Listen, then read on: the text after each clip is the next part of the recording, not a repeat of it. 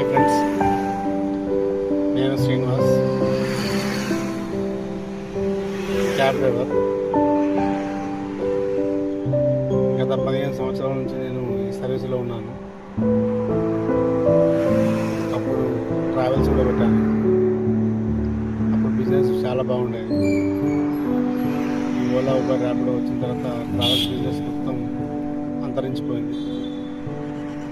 కాగా చాలామంది కొత్త కార్లు కొని ఏదో సాధిద్దాం, సంపాదిస్తాం, ఊర్లో ఏం పని లేదు కదా, ఇక్కడ వచ్చి కార్ నడుపుకొని బతుకుదాం, హైదరాబాద్లో ఎలాగో కార్ నడుపుకొని బతకచ్చు అని చాలామంది ఆలోచించి కొత్త కారు కొంటున్నారు.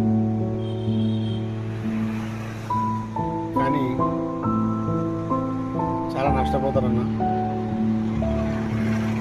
ఇప్పుడైతే కొత్త కార్లు కొని నడిపించేంత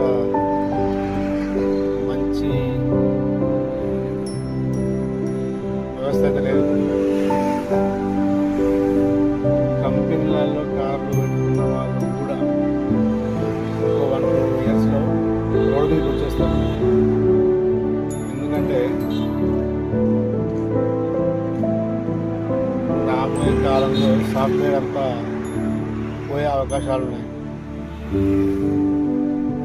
దానికోసమే ఈ పని కాకుండా, డ్రైవింగ్ ఫీల్డ్ కాకుండా ఏదైనా వర్క్ చేసుకొని, ఏదైనా పని నేర్చుకొని, ఏదైనా బిజినెస్ పెట్టుకొని లైఫ్ మంచిగా సెట్ చేసుకోండి. ఈ ఫీల్డ్ అయితే 100% వేస్ట్ అన్న.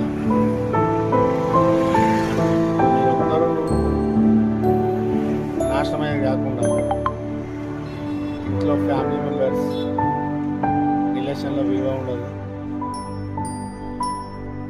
బయటికి పోతే వాళ్ళు ఎంత ఏమనుకుంటారంటే, అతను కారు కొన్నాడు, అతనికి ఏంది మస్తు సంపాదిస్తున్నాడు, వచ్చేది ఏమి. కొత్తగా రావాలనుకున్న మాత్రం ఈ ఫీల్డ్కి రాకండి.